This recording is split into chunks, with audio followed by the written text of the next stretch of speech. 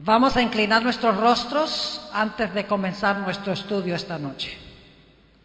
Nuestro Padre, nuestro Dios, te damos gracias por el privilegio de encontrarnos una vez más en este local para estudiar tu palabra, para escuchar tu voz. Te pedimos, Señor, que a través del ministerio de tu Espíritu Santo te acerques a nosotros. Te rogamos especialmente por aquellas personas que están en el valle de la indecisión. Te ruego, Señor, que tu Santo Espíritu les hable de una forma clara y diáfana en esta noche. Te damos gracias por el privilegio de acercarnos a tu trono y gracias por escuchar nuestra oración, pues te lo pedimos en el nombre de Jesús. Amén. La Iglesia Adventista del Séptimo Día tiene un concepto muy particular del juicio. Si ustedes le preguntan a la mayoría de los cristianos en cuanto al juicio, ellos probablemente les van a decir que el juicio se realiza en el momento de la segunda venida de Cristo. Y ciertamente la Biblia indica de que ese es un aspecto del juicio. Pero el concepto bíblico del juicio es mucho más amplio que solamente la segunda venida de Jesús.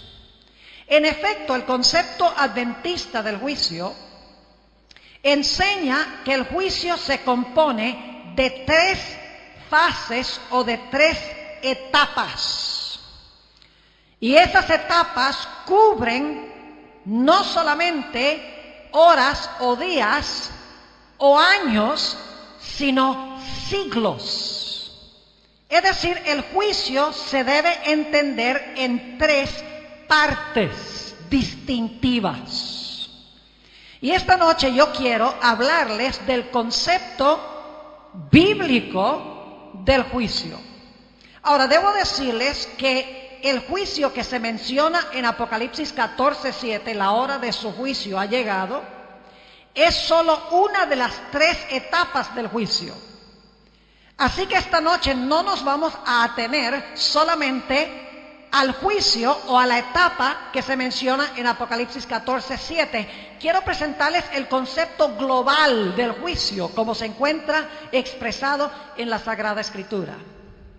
Vamos a encontrar en nuestro estudio de esta noche que la razón por la cual Dios desempeña el juicio en tres etapas o en tres fases es porque el gran conflicto entre el bien y el mal y el plan de la salvación tiene un propósito mucho más amplio que el de salvar al ser humano.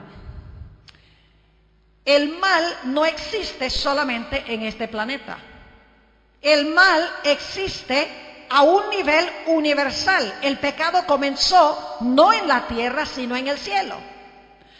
Ahora, quiero comenzar leyendo una serie de versículos bíblicos que indican de que este conflicto que Dios tiene que resolver es un conflicto cósmico, un conflicto universal. No solamente tiene que resolver el problema del pecado en este pequeño planeta.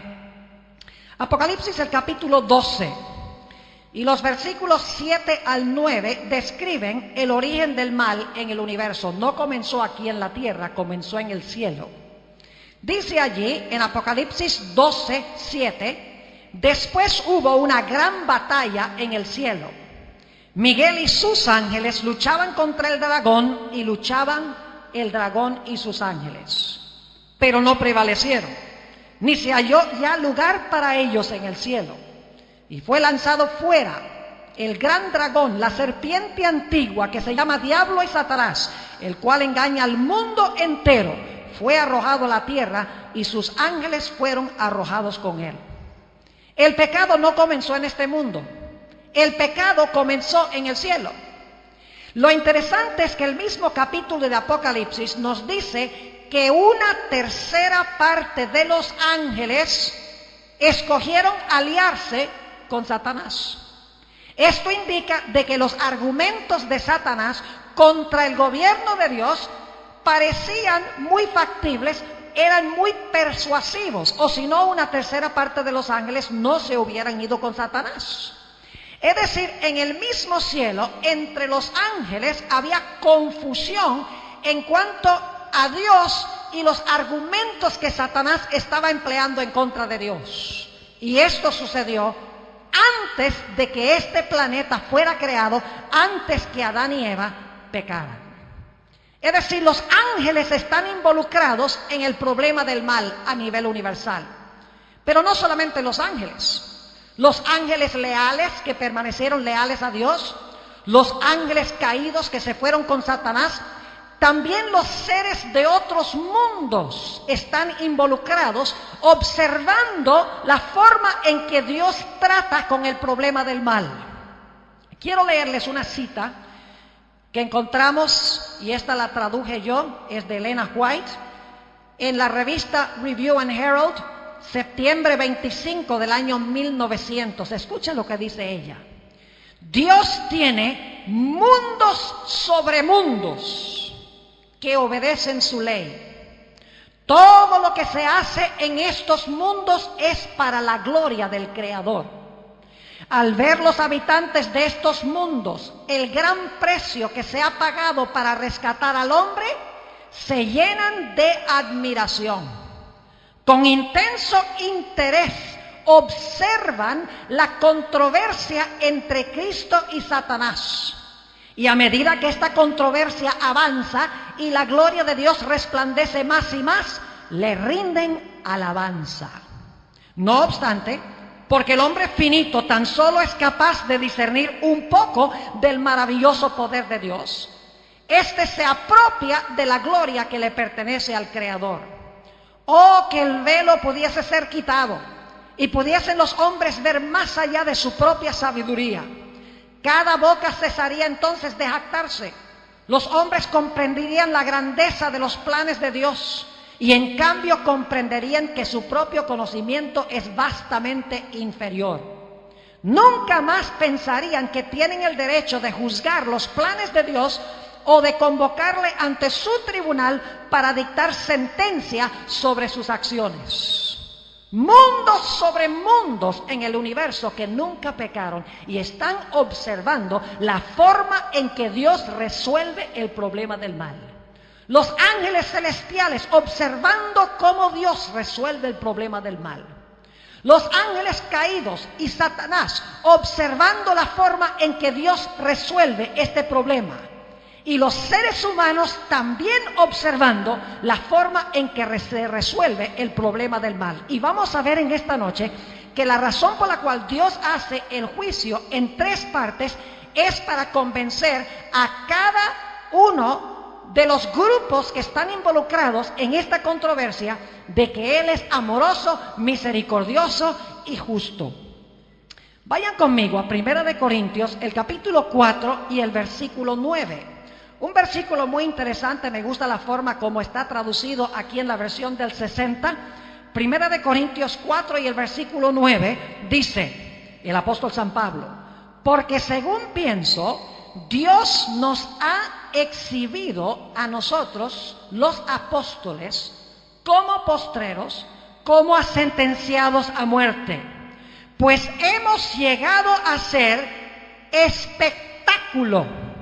La palabra griega allí es la palabra teatro.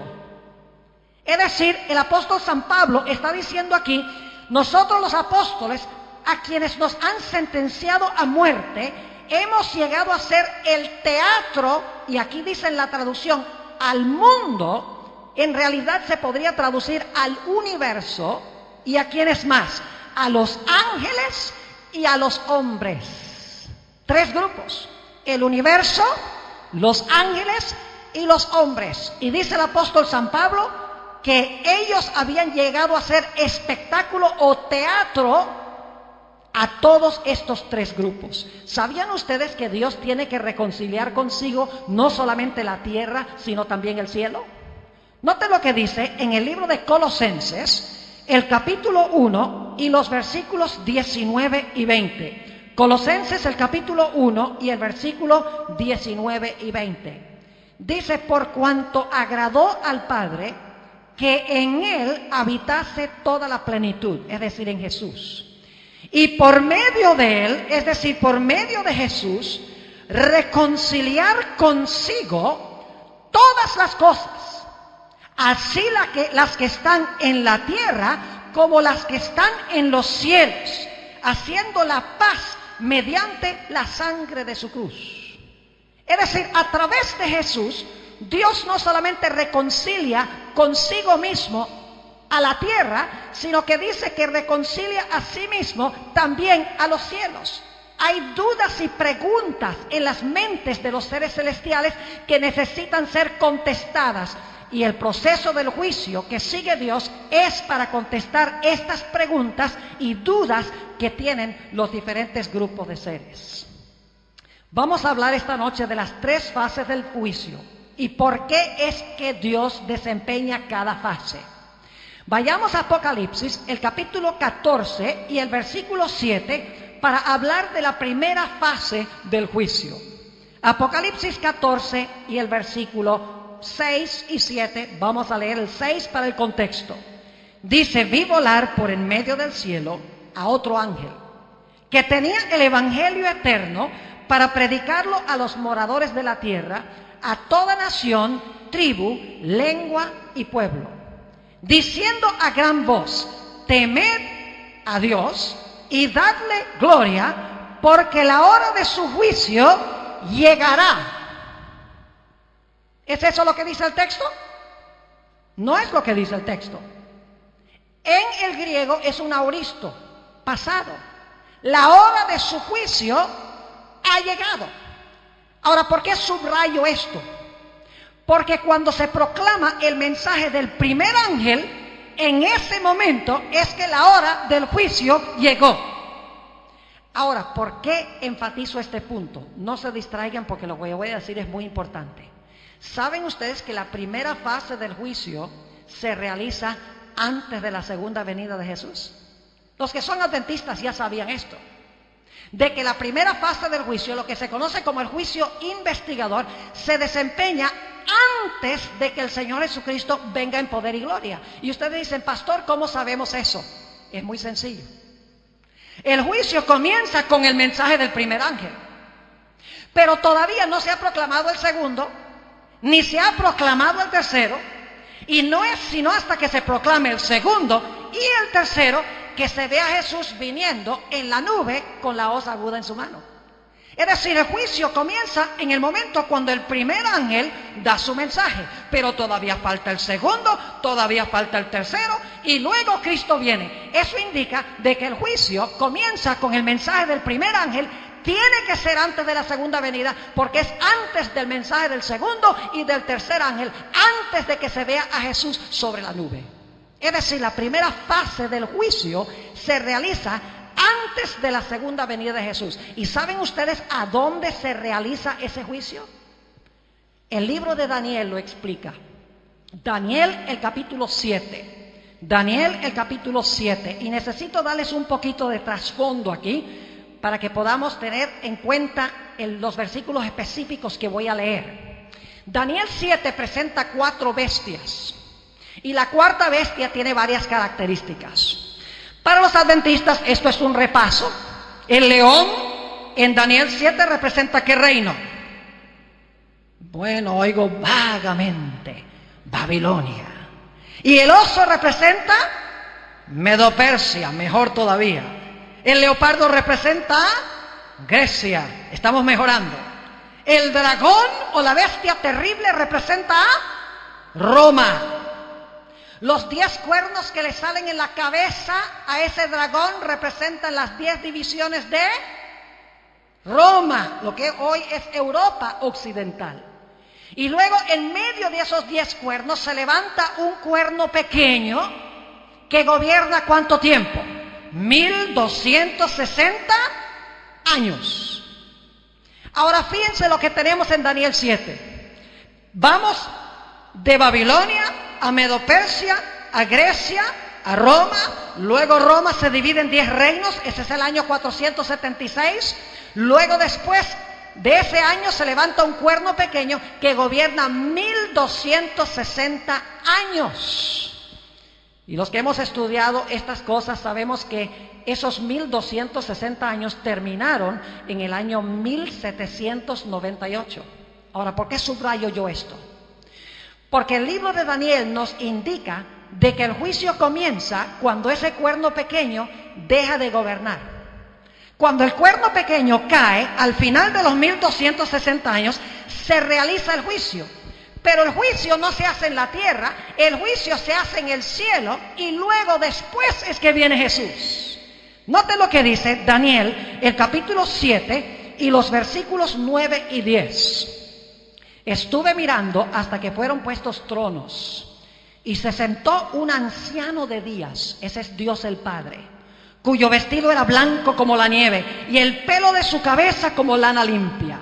Su trono llama de fuego y las ruedas del mismo fuego ardiente. Un río de fuego procedía y salía de delante de él. Millares de millares le servían y millones de millones asistían delante de él. El juez se sentó y los libros se abrieron. Comienza el juicio. Pero si ustedes miran el capítulo 7 van a encontrar que ese juicio no comienza sino hasta que cae Babilonia, Medo-Persia, Grecia, Roma, los 10 reinos romanos y el cuerno pequeño que es Roma eclesiástica que gobierna 1260 años. Cuando el cuerno pequeño cae, se describe esta escena del juicio. Eso indica de que el juicio comienza en algún momento después del año 1798, pero no se realiza en la tierra sino en el cielo. Note lo que dice el versículo 13 y 14 de Daniel 7. Dice, miraba yo en la visión de la noche, y he aquí con las nubes del cielo venía uno como un hijo de hombre, que es Jesús, que vino ¿hasta dónde? Hasta el anciano de días, y le hicieron acercarse delante de él. Yo pregunto, ¿a dónde está el anciano de días? ¿A dónde vive Dios el Padre? En el cielo. ¿A dónde va el Hijo del Hombre según Daniel 7:13? Va al anciano de días y va para desempeñar una obra de juicio, porque noten lo que dice el versículo 14: y le fue dado dominio, gloria y reino, para que todos los pueblos, naciones y lenguas le sirvieran. Su dominio es dominio eterno que nunca pasará y su reino uno que no será destruido. Es decir, en el juicio celestial, después de 1798, antes de la segunda venida de Jesús, se desempeña esta actividad del juicio y el Señor Jesucristo recibe allá el reino. Aún antes de venir a tomar el reino aquí en el planeta Tierra, en el momento de su segunda venida. El primer ángel nos dice que la hora del juicio de Dios comienza antes de la segunda venida. Daniel 7 también nos indica de que el juicio comienza antes de la segunda venida y el juicio se hace en el cielo en esta etapa antes de la segunda venida. Vayan conmigo a 2 de Corintios, el capítulo 5 y el versículo 10 para que veamos qué es lo que se hace durante este juicio. 2 de Corintios, el capítulo 5 y el versículo 10. Muy importante este texto porque algunos dicen que los cristianos no van a ser juzgados. Pero fíjense lo que dice la Biblia. Porque es necesario que todos nosotros comparezcamos ante el tribunal de Cristo para que cada uno reciba según lo que haya hecho mientras estaba en el cuerpo, sea bueno o sea malo. Ahora tenemos un problema, y es este. Si el juicio se realiza antes de que Cristo venga, y el juicio se realiza en el cielo, ¿cómo es que nosotros podemos comparecer ante el gran tribunal de Cristo? ¿Acaso vamos a tomar un cohete y nos vamos a ir al cielo cuando llegue nuestro nombre a presentarse en el juicio? ¿O será que hay otra explicación? ¿Saben ustedes que la Biblia dice que Dios guarda un registro de nuestra vida en los libros celestiales?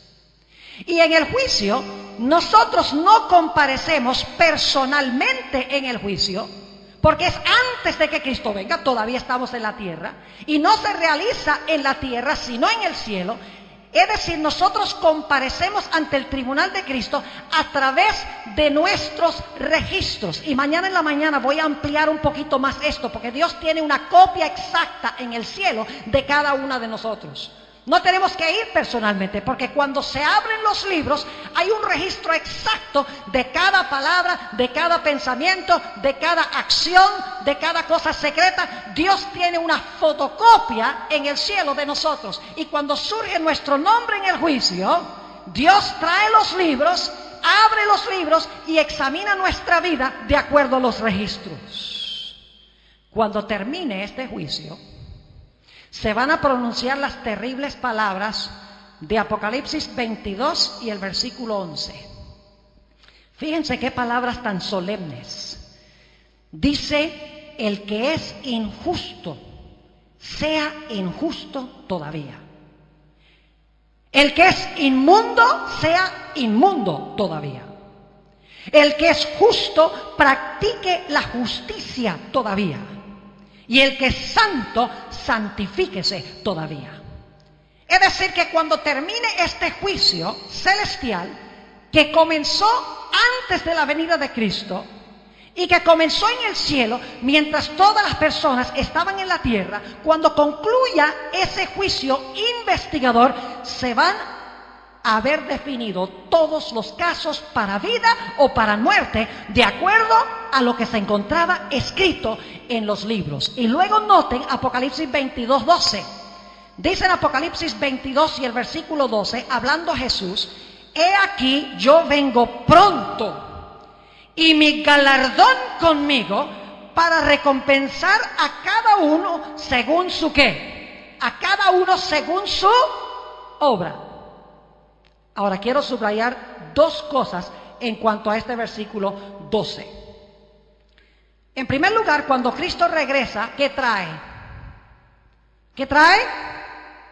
El galardón. ¿Qué es un galardón? Es la recompensa. Jesús cuando venga trae la recompensa.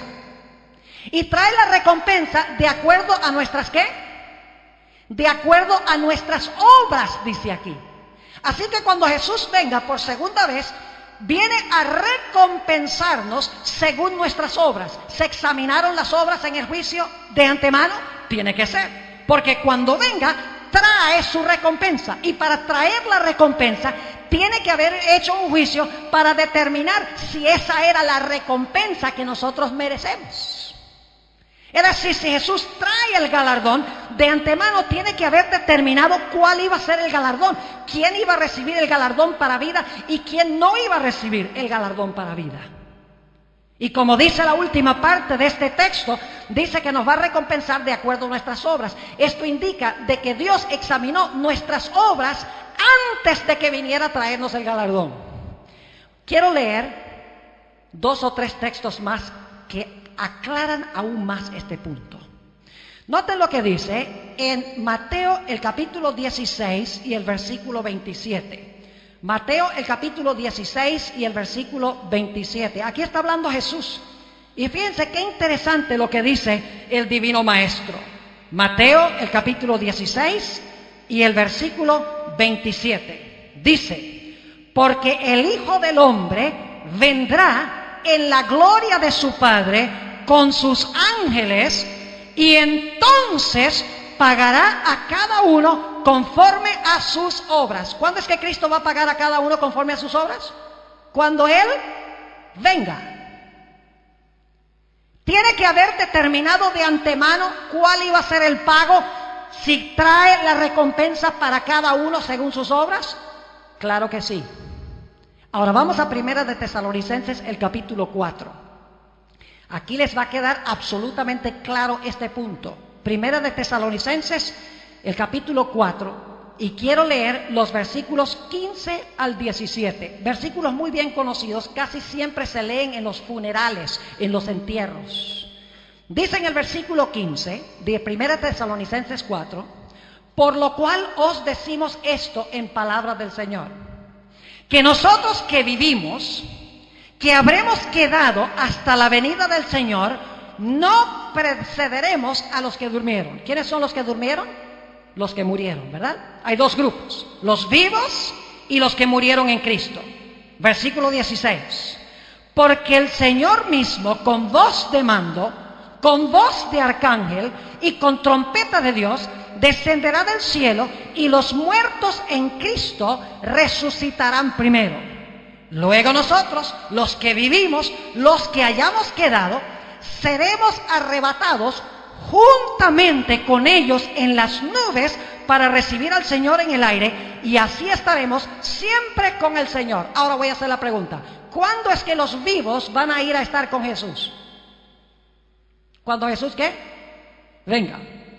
¿Cuándo van a ir a estar con Jesús los que murieron en Cristo? Cuando Cristo venga. ¿Van a ir los muertos primero y después los vivos?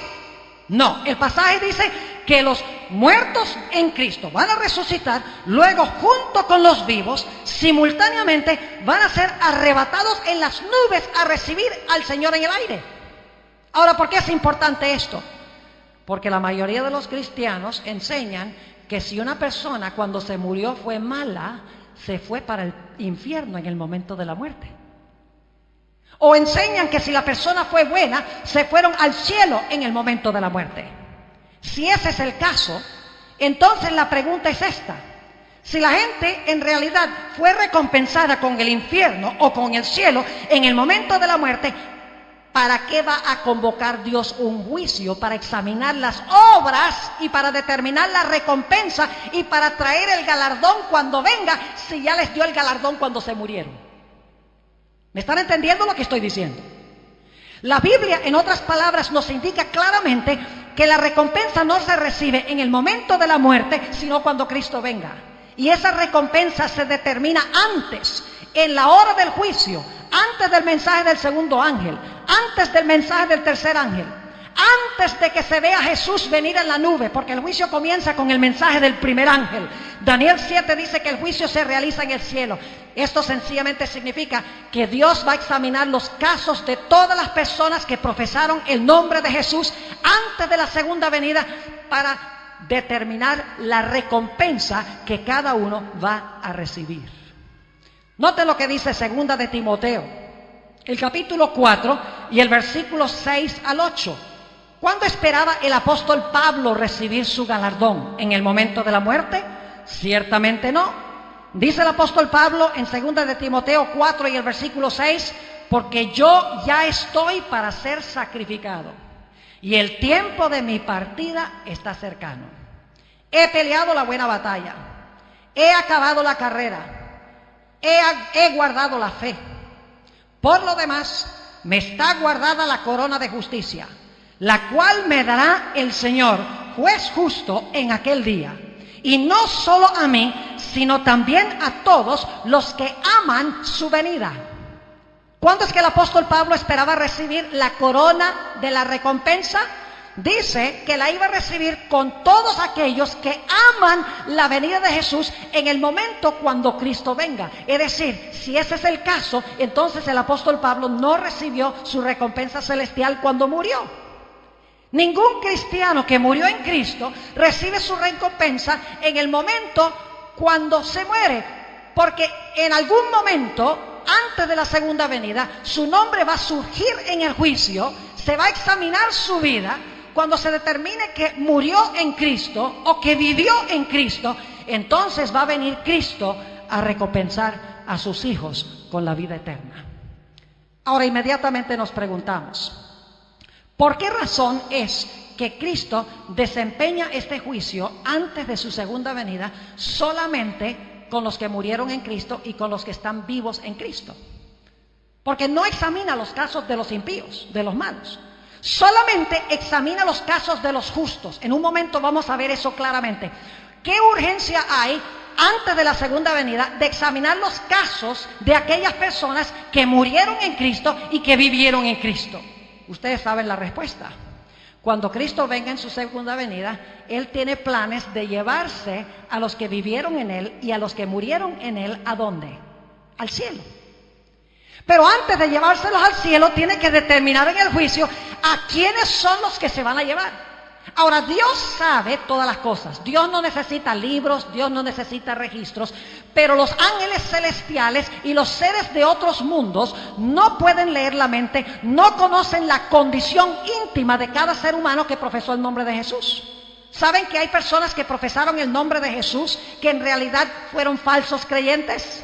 No todo el que me dice Señor, Señor, entrará en el reino de los cielos, mas el que hiciere la voluntad de mi Padre que está en los cielos. Muchos me dirán en aquel día, Señor, Señor, no echamos demonios en tu nombre. Señor, Señor, no hicimos señales en tu nombre. Señor, Señor, no profetizamos en tu nombre. Eran cristianos porque profesan el nombre de Jesús. Y Jesús va a decir, no os conozco, apartaos de mí, obradores de maldad. Hay creyentes falsos que aparentan ser muy buenos. Los seres celestiales necesitan que Dios les abra los libros para revelarles no solamente las obras de afuera, sino la vida íntima, los pensamientos, las emociones y los sentimientos, para que vean que Dios es justo, correcto en su decisión de llevarse a este grupo de personas al cielo. Y como en la segunda venida se los va a llevar, es necesario determinar de antemano a quiénes es que va a llevar. Es decir, el propósito de esta fase del juicio es convencer a los habitantes de otros mundos y convencer a los ángeles leales en el cielo de que Dios, cada persona que se lleva al cielo, esa persona se la está llevando justamente porque en realidad entregó su vida con plenitud a Jesús. Y la Biblia nos dice que cuando Cristo venga, vamos a ser arrebatados en las nubes y vamos a ir ¿a dónde? Vamos a ir al cielo. Ustedes conocen ese pasaje. No se turbe vuestro corazón. Juan 14, 1 al 3. No se turbe vuestro corazón. ¿Creéis en Dios? Creed también en mí. En la casa de mi Padre muchas moradas hay. ¿Dónde queda la casa del Padre? Jesús enseñó que debemos orar, Padre nuestro que estás en el cielo. En la casa de mi Padre muchas moradas hay. Si no fuere así, os lo hubiera dicho. Voy pues a preparar lugar para vosotros, y si me fuere y os aparejare lugar, vendré otra vez y os tomaré a mí mismo, para que donde yo estoy, vosotros también estéis. Jesús prometió llevar a su pueblo al cielo. Pero saben ustedes que nuestra permanencia en el cielo va a ser solamente provisional. Porque mi Biblia me dice, y yo sé que la de ustedes también, dice, los santos tomarán la tierra por heredad. No vamos a habitar para siempre en el cielo. Vamos a ir temporalmente al cielo. Cuando Cristo venga, aquellos casos que fueron examinados, se determinó que murieron en Jesús, que confiaron en Jesús estando vivos. Jesús viene, son arrebatados en las nubes juntamente con Jesús, y Jesús se los va a llevar a la casa del Padre por 1000 años. Y aquí es que llegamos a la segunda fase del juicio. ¿Saben algo interesante? El libro de Apocalipsis mismo presenta estas 3 fases del juicio. En Apocalipsis 14:7, la hora de su juicio ha llegado, cuando se proclama el mensaje del primer ángel. La segunda etapa del juicio está en Apocalipsis 20 y el versículo 4. Vayan conmigo allí. Apocalipsis el capítulo 20 y el versículo 4. Cuando Cristo venga en su segunda venida, se va a llevar con Él al cielo a los que confiaron en Jesús, los vivos y los muertos. Los va a llevar al cielo, según vimos, a la casa del Padre. Y durante 1000 años el pueblo de Dios va a tener un trabajo que hacer en el cielo.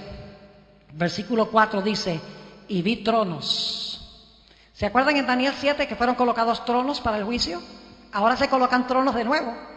Pero esto ya no es antes de la segunda venida, porque en Apocalipsis 20 está hablando durante el milenio. Hay una etapa de juicio durante el milenio, según Apocalipsis 20. Dice, y vi tronos, y se sentaron sobre ellos los que recibieron facultad de ¿qué? Facultad de juzgar. Paremos un momento allí. ¿Qué recibieron? Facultad de juzgar. ¿Quiénes recibieron facultad de juzgar? Sigamos leyendo.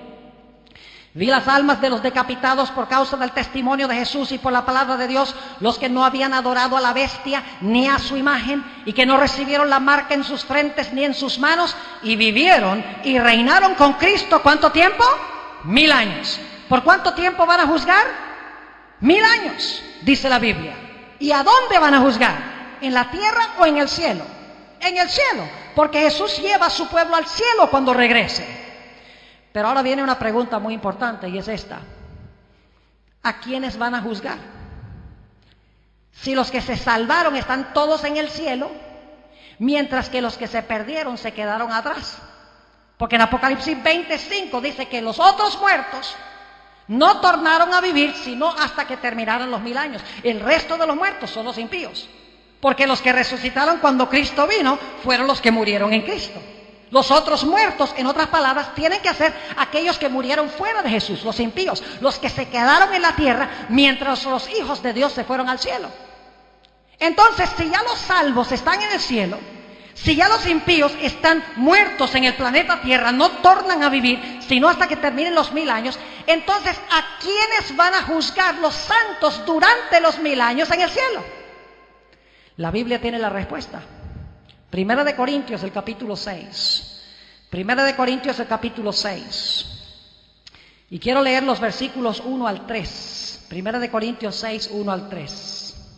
Dice el apóstol San Pablo: ¿se atreve alguno de vosotros, cuando tiene algo contra otro, ir a juicio delante de los injustos y no delante de los santos? El apóstol Pablo está diciendo: no lleves tu caso contra tu hermano a un tribunal del mundo, no sea que le vayas a dar un mal nombre a la iglesia. Versículo 2. ¿O no sabéis que los santos han de juzgar a quién? ¿Han de juzgar al mundo? Esa palabra mundo, cosmos, se usa repetidas veces en el Nuevo Testamento para referirse a aquellas personas que están involucradas en el mundo. Es decir, se refiere a los mundanos. No améis al mundo ni lo que está en el mundo. A lo suyo vino y los suyos no le conocieron. El mundo aborreció a Jesús. No está hablando del planeta, está hablando de aquellos que están opuestos a Dios. Es decir, cuando este texto dice que los santos van a juzgar al mundo, quiere decir a los mundanos, a los que se quedaron atrás, a los que se perdieron. Pero ¿a quiénes más van a juzgar? Noten el versículo 3. ¿O no sabéis que hemos de juzgar a los ángeles? ¿Cuánto más las cosas de esta vida? Yo pregunto, ¿los ángeles leales necesitan un juicio? ¿Hay que juzgar a los ángeles buenos? No, porque ellos ya están sanos y salvos con Dios. Entonces, cuando dice aquí que los santos no solo van a juzgar al mundo, los mundanos, los que se quedaron atrás, sino que también van a juzgar a los ángeles, ¿a cuáles ángeles se está refiriendo? Se está refiriendo a Satanás y sus ángeles.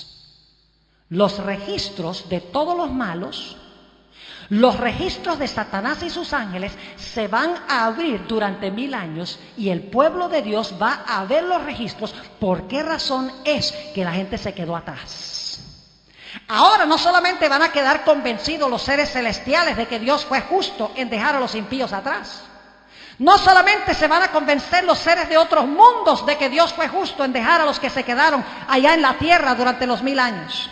Sino que los mismos salvos van a ver los casos de cada persona y van a ver que Dios fue justo en salvarlos a ellos y que fue justo también en condenar a los impíos. Y los justos van a determinar el castigo y van a pronunciar sentencia de cada uno de los impíos conforme a sus obras. Ahora, el juicio durante el milenio no va a cambiar nada. No es como si estamos examinando los registros en el cielo durante los 1000 años y le decimos: ay, pero Señor, aquí te equivocaste, el Señor tal y tal, deberíamos haberlo traído acá. O Señor, mire, ese fulano que está aquí arriba, él no debe estar aquí, él debe regresar otra vez al planeta Tierra. El juicio durante el milenio no cambia nada, porque los perdidos están perdidos y los salvos están salvos en el cielo. Entonces, ¿para qué este juicio? Es muy sencillo. A Dios le interesa lo que nosotros pensamos de Él. Va a haber personas que nosotros estábamos seguros iban a estar en el cielo y no están. Y va a haber personas que están allí que no podemos entender cómo están. Por ejemplo, uno de los encuentros que yo quiero ver con mis propios ojos es el encuentro de Saulo de Tarso con Esteban. Óigame, eso va a ser espectacular. No me lo pierdo por nada. Porque lo último que vio Esteban cuando le estaban apedreando era Saulo de Tarso, quien más adelante llegó a ser el apóstol Pablo, animando a la muchedumbre de que le tirara piedras a Esteban. Lo último que vio Esteban fue eso.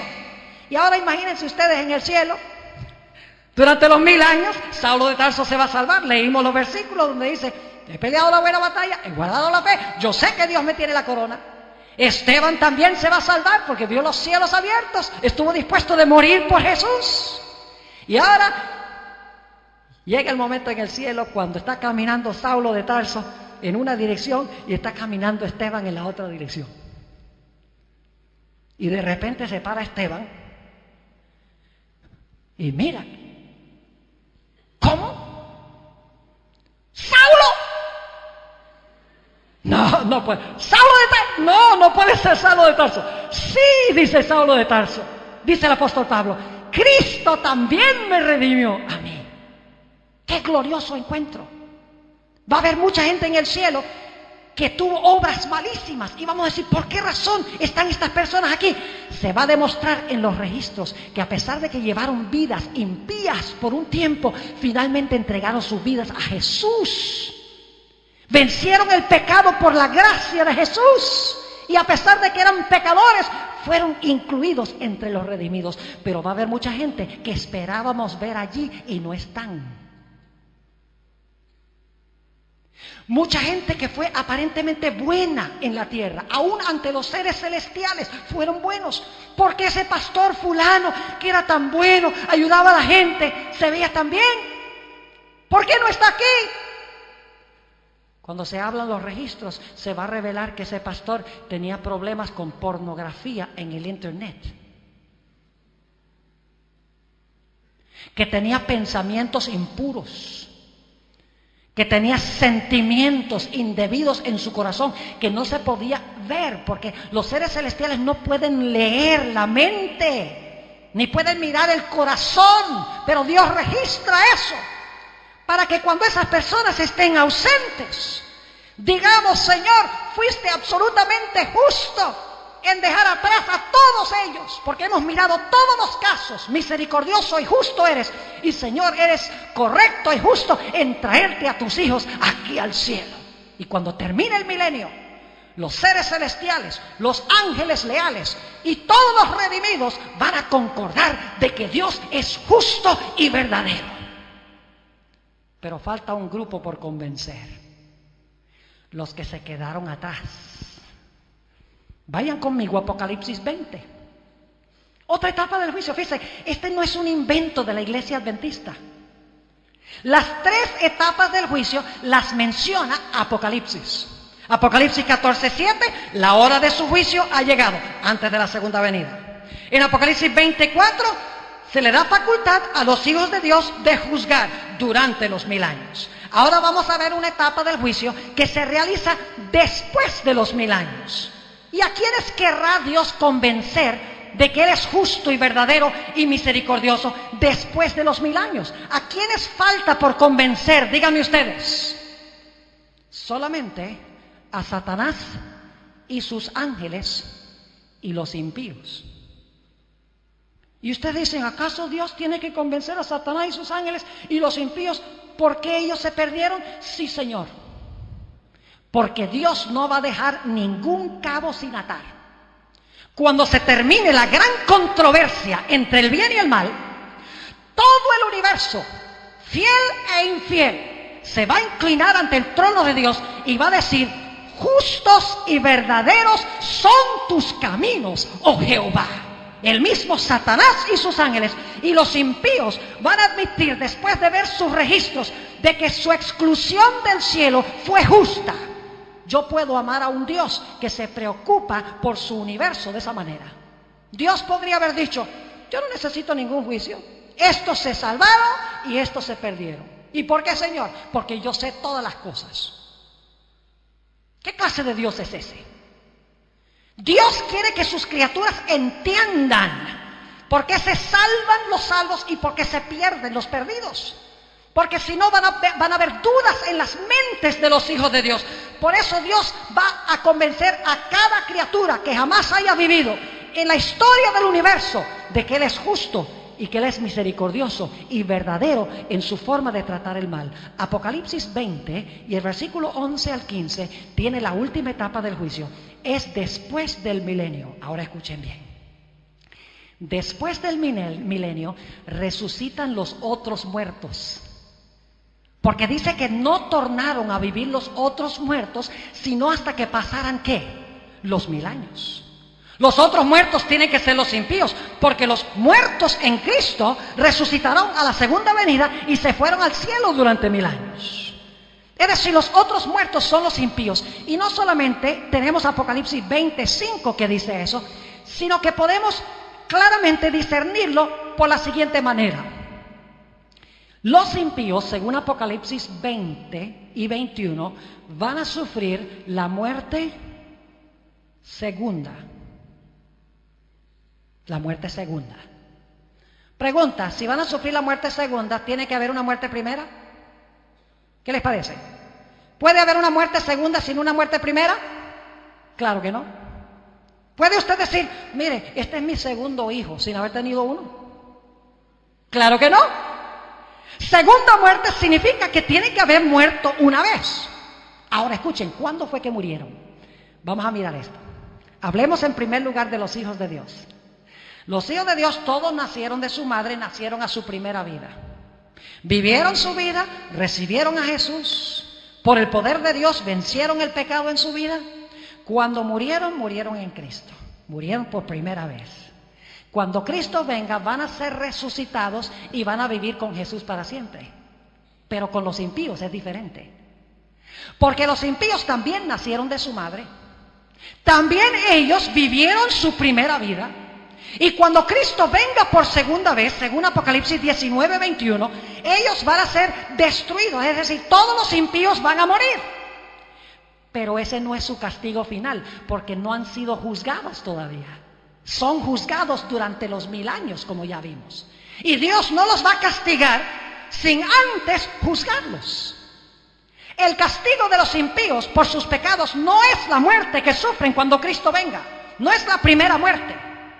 Esto indica que después de los 1000 años van a resucitar a una segunda vida, por así decirlo.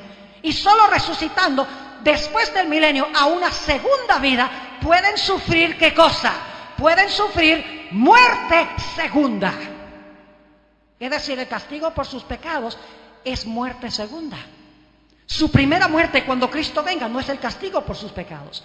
Mueren a la segunda venida. Durante los 1000 años sus casos son examinados. Después del milenio resucitan. Y ahora vamos a ver que Dios les va a abrir los libros a ellos para mostrarles sus vidas.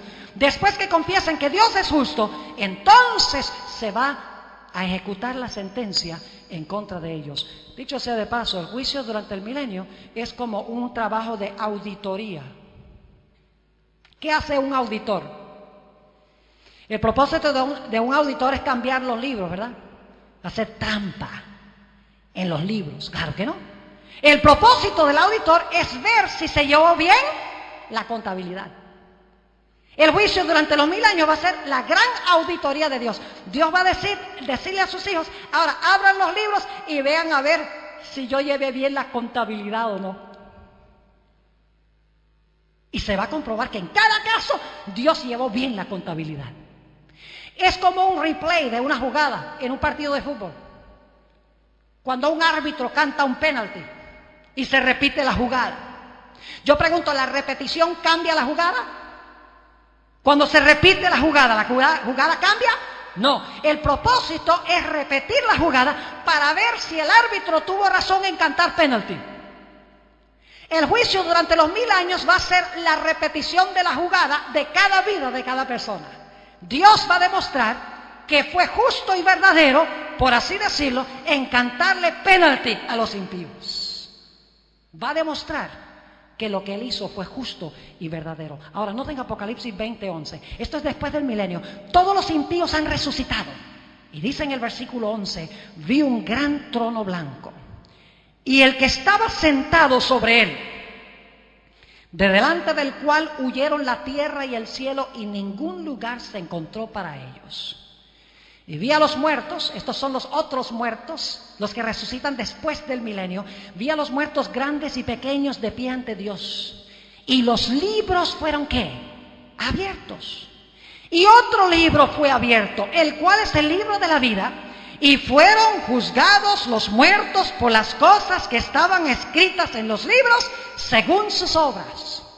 Fíjense que después del milenio, en el gran trono blanco que se encuentra dentro de la ciudad, la Nueva Jerusalén, Cristo se va a sentar en su trono y ahora los libros van a ser abiertos de nuevo delante de los impíos y van a ser juzgados según sus obras, van a ver el registro de sus vidas.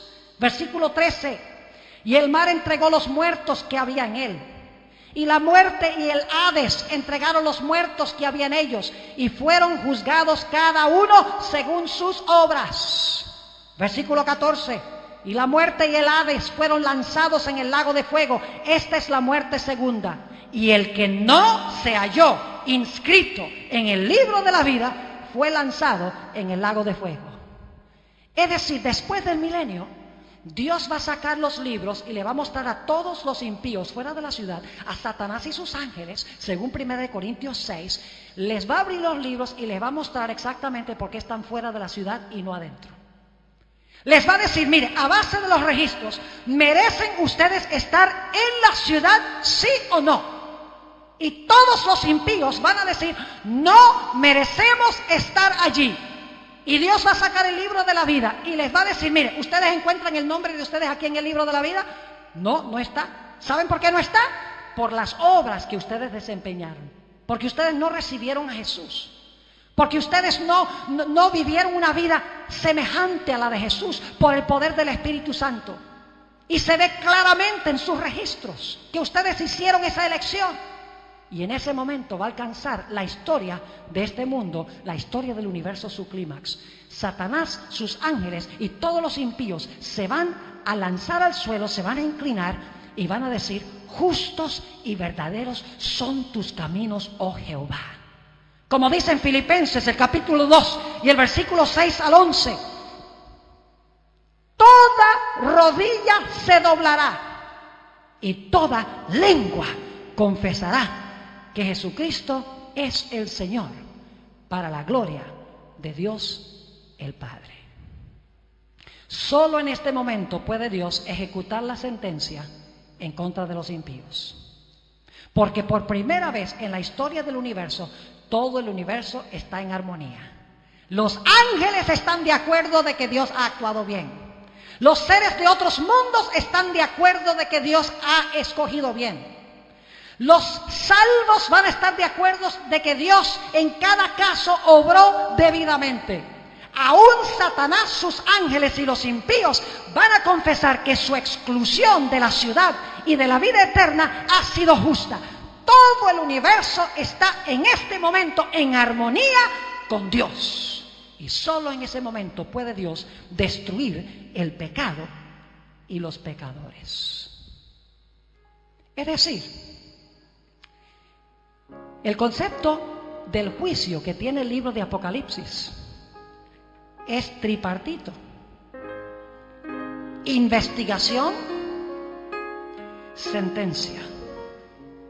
Durante el milenio, investigación, los hijos de Dios van a dictar sentencia. Después del milenio, investigación, y se va a ejecutar la sentencia. Y Dios lo hace de esta manera porque Él no quiere dejar ni un solo cabo sin atar. Él quiere que todo el universo esté de acuerdo de que Él obró correctamente en el gran conflicto entre el bien y el mal.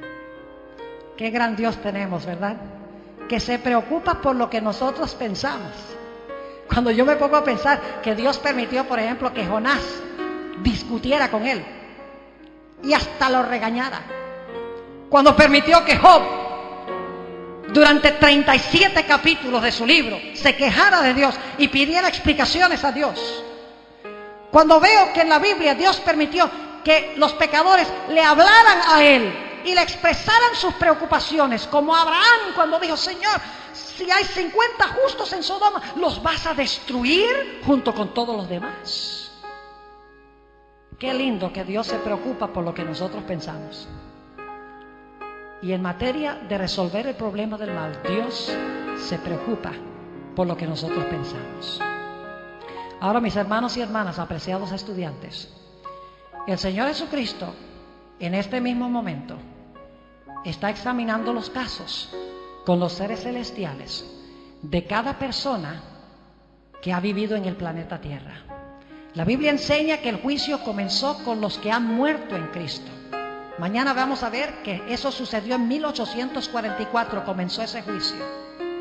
Y ha continuado durante todos estos años con los muertos. Y muy pronto, no sabemos cuán pronto, el juicio pasará a aquellos que estamos vivos. Por eso el primer ángel dice: teme a Dios, dale gloria, la hora de su juicio ha llegado. Adorad a aquel que hizo el cielo, la tierra, el mar y las fuentes de las aguas. Dios está diciendo: yo quiero que tú recibas el mensaje del primer ángel, para que cuando venga tu nombre ante el juicio, el evangelio te salve. Cuando se examinen tus obras, se determine que tú has temido a Dios, que tú has glorificado a Dios y que tú has adorado a Dios y le has obedecido con todo tu corazón. El mensaje del primer ángel tiene el propósito de prepararnos para el juicio.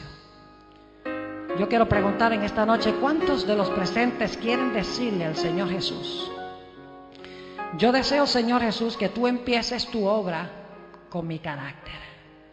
Señor, perdóname mis pecados, pero más que esto, Señor, limpia mi vida de todo mal. Siembra en mi corazón el temor de Dios. Ayúdame a glorificar tu nombre. Señor, dame poder para adorarte y obedecerte como mi Creador. Hay alguien en esta noche que quiere decirle a Jesús: yo quiero que tú hagas esa obra en mi vida, porque cuando mi nombre surja en el juicio, yo quiero que el Señor Jesucristo me halle en Él sin mancha, ni arruga, ni cosa semejante. ¿Deseas levantar la mano si ese es el deseo de tu corazón en esta noche? Este es un momento solemne. Dejen la mano arriba. Es un momento solemne. Estamos viviendo en los últimos momentos de la historia de este planeta. El juicio ya ha avanzado mucho. Los eventos indican de que pronto van a estallar eventos proféticos como nunca hemos visto en la historia del mundo. Ahora es el tiempo de arreglar nuestra relación con Dios. Doy gloria a Dios por aquellos que han levantado la mano. Ahora yo quiero ir un paso más allá. Aquí hay personas que hasta el momento no han tomado el paso ni siquiera de entregar su vida a Jesús a través del bautismo. ¿Saben que en el bautismo es el momento cuando iniciamos nuestra vida cristiana? Es el momento cuando nacemos en el reino de Jesús. El bautismo por inmersión. Nacemos, por así decirlo, del vientre y ahora empezamos a crecer en Jesús. Es decir, el bautismo es imprescindible para comenzar nuestra relación con Jesús, nuestra vida cristiana. Yo quiero preguntar: ¿hay alguien aquí en esta noche que no haya sido bautizado o bautizada, que quiera decirle al Señor Jesús: Señor Jesús, yo quiero prepararme para en un futuro enterrar mi vida con Jesús en las aguas del bautismo? Y quiero prepararme para vivir eternamente contigo en el cielo. ¿Quieres levantar la mano si ese es el deseo de tu corazón en esta noche? Yo voy a bajar acá abajo. Si hay alguien, voy a pedirles que por favor vengan aquí al frente. Yo quiero tener una oración especial con ustedes. No es fácil pararse en medio de una congregación de este tamaño. No hagan caso a lo que dicen los amigos, ni las amigas, ni lo que podrán decir los padres. Eso no interesa, porque está en juego la salvación. No puedes perder la salvación. El que creyere y fuere bautizado, ese será salvo, dice la Biblia. No dejes pasar este momento. Pasa al frente, dile: yo voy a servir a Jehová, yo escojo a Jesús como mi Salvador y mi Señor. Gloria a Dios por estas almas preciosas. Por favor, miren a la congregación. Yo sé que hay más esta noche aquí que necesitan tomar su decisión. Saben, a veces pensamos: bueno, yo lo puedo hacer mañana o en el futuro. Escuchen bien, mañana no es nuestro. En un minuto no es nuestro. Porque la Biblia dice que hoy es el día de la salvación. Yo puedo no estar vivo en un minuto. Les podría relatar historias, casos. Por eso es vital que esta noche, si el Espíritu Santo está llamándote, que tú vengas al frente aquí y tomes tu posición parado delante de esta congregación, parada delante de esta congregación, diciendo: yo escojo como mi Salvador a Jesús. Quiero nacer y quiero crecer en su reino. Gloria a Dios, gloria al Señor. ¿Alguien más en esta noche? Siempre me da miedo terminar un llamado, porque yo sé que hay personas en el valle de la indecisión y se pueden ir a sus casas, y puede ser que el Espíritu Santo nunca los llame de la forma como los está llamando en esta noche. Puede ser que nunca escuchen la voz tan fuerte como la están escuchando ahora. Solo voy a tomar unos pocos instantes más y voy a orar por este precioso grupo que ha venido al frente. Amén. Ese amén estuvo muy débil. ¿Están contentos por estas almas que han respondido al llamado de Dios, sí o no? Amén. Amén. Bueno, débil. Gloria a Dios. Mire qué lindo grupo. Gloria al Señor. Solo unos pocos instantes más y luego voy a orar. Vamos a ir a nuestras casas. No sabemos qué pasará. Hay muchos más aquí. Yo sé. ¿Alguien más en este instante, antes de nuestra oración, que quiera con valentía decirle: sí, Jesús, yo también escojo venir al frente, escojo responder a tu llamado? ¿Alguien más? Unos pocos instantes y voy a orar. Gloria a Dios. Yo sabía que había alguien más. Y hay otros. Por favor, vengan. Niños también. Mire qué lindo los niños. Ellos no se ponen a pensar: bueno, ¿qué van a pensar los compañeros? ¿Qué van a pensar los padres? Por eso Jesús dice que debemos ser como niños, escuchar la voz de Dios y venir al frente sin pensarlo dos veces. ¿Qué hay de más importante que amistarnos con Jesús? Gloria a Dios, qué lindo grupo. Voy a tener ahora una palabra de oración. Si hay alguien más aquí en esta noche que Dios te está hablando, el Espíritu Santo te está hablando al corazón, yo sé que hay. Yo sé que algunos tienen una lucha intensa en su alma en este momento. Si durante la oración tú quieres decirle sí a Jesús, colócate de pie a donde estés y ven al frente. Te ruego que lo hagas. Oremos. Padre Celestial, te damos gracias porque tú nos has dado la esperanza de la vida eterna siendo pecadores. Señor, no podemos entender la maravilla de tu amor, pero podemos aceptarlo. Te honro y te glorifico, Señor, en esta noche por estas personas que han venido al frente. No es fácil pararse delante de un grupo como este, pero tu Espíritu Santo las has traído aquí al frente. Te ruego, Señor, que muy pronto estas personas puedan tomar ese glorioso paso del bautismo y comenzar su vida como bebés espirituales en el reino de Jesús. No permitas que Satanás ni nadie lo desanime. Y yo sé que hay otros aquí en esta noche, Señor. Hay una lucha feroz en su corazón, Satanás susurrando: no respondas, y Jesús, el Espíritu Santo, obrando, diciendo: responde. Te ruego, Señor, que tu Espíritu prevalezca en los corazones de estas personas. Vemos patente en este momento la gran controversia entre el bien y el mal en vidas individuales. Mi querido hermano y hermana, preciada visita, antes de terminar la oración te hago un último llamado para que vengas al frente, escuchando la voz de Jesús. ¿Alguien más en esta noche que quiere decirle: sí, Jesús, yo escojo tus caminos, quiero que seas mi Salvador? ¿Alguien más? Padre, te doy gracias una vez más por los que han venido al frente. Te ruego que continúes trabajando con los corazones de aquellos que deberían haber respondido. Señor, extiende el período de gracia y que antes que termine esta semana puedan también pararse y tomar su posición con Jesús. Gracias, Señor, por estas almas. Gracias por aquellos con los cuales trabajarás. Gracias por aquellos que son bautizados. Me acerco a tu trono humildemente, pidiendo que bendiga. Vamos a inclinar nuestros rostros antes de comenzar nuestro estudio esta noche. Nuestro Padre, nuestro Dios, te damos gracias por el privilegio de encontrarnos una vez más en este local para estudiar tu palabra, para escuchar tu voz. Te pedimos, Señor, que a través del ministerio de tu Espíritu Santo te acerques a nosotros. Te rogamos especialmente por aquellas personas que están en el valle de la indecisión. Te ruego, Señor, que tu Santo Espíritu les hable de una forma clara y diáfana en esta noche. Te damos gracias por el privilegio de acercarnos a tu trono y gracias por escuchar nuestra oración, pues te lo pedimos en el nombre de Jesús. Amén. La Iglesia Adventista del Séptimo Día tiene un concepto muy particular del juicio.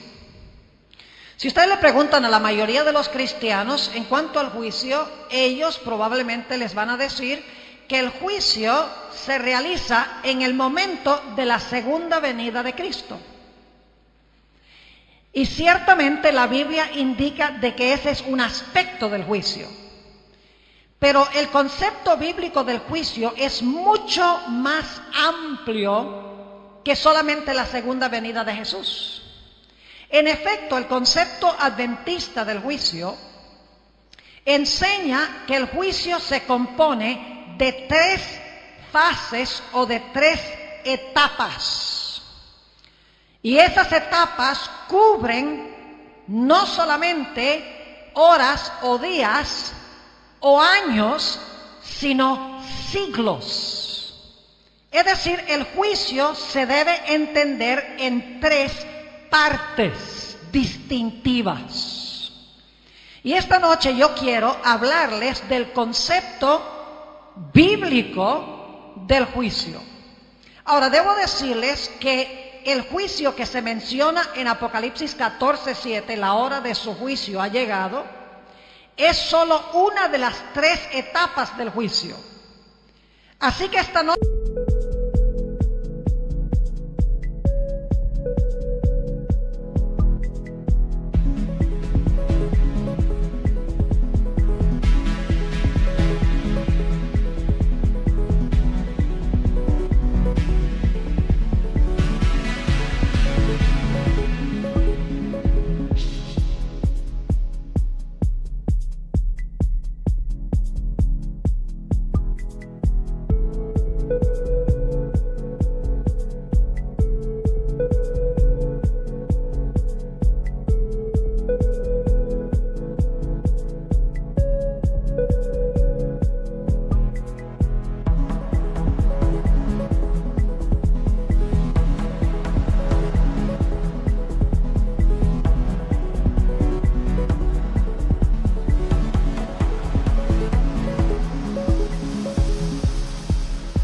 no nos vamos a atener solamente al juicio o a la etapa que se menciona en Apocalipsis 14:7.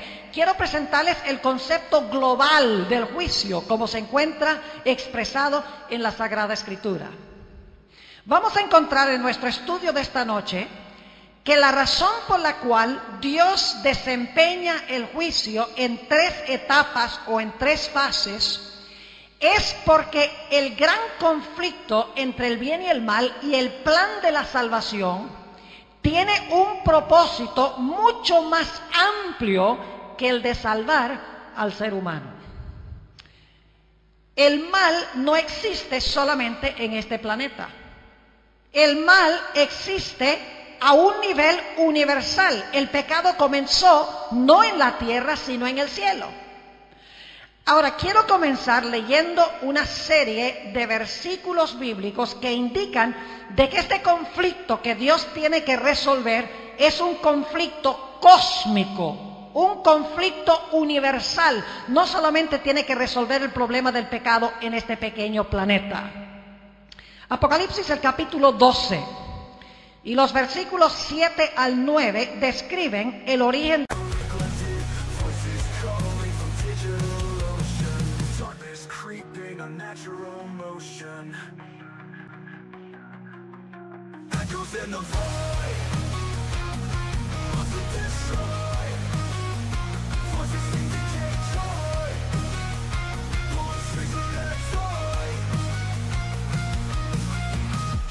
Screens, scattered illusions, fading signals, broadcast confusions, fragmented souls, binary seclusion, searching for truth in the delusion. Neon gods and hollow idols, broken dreams and wasted miles, haunting faces, empty smiles, wanderers lost in endless trials. Whispers float through misty static, chasing dreams erratic, frantic, synthetic hearts beat problematic, loneliness.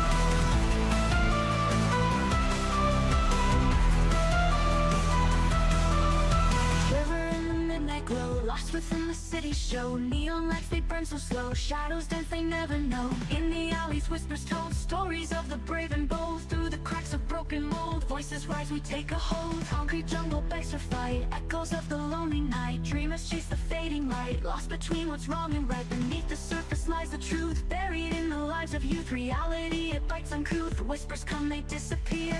Haunting echoes call my name, I can feel the burning flame. Ghosts of past, they sigh and strain, memories that twist the pain. Through the static I hear El mal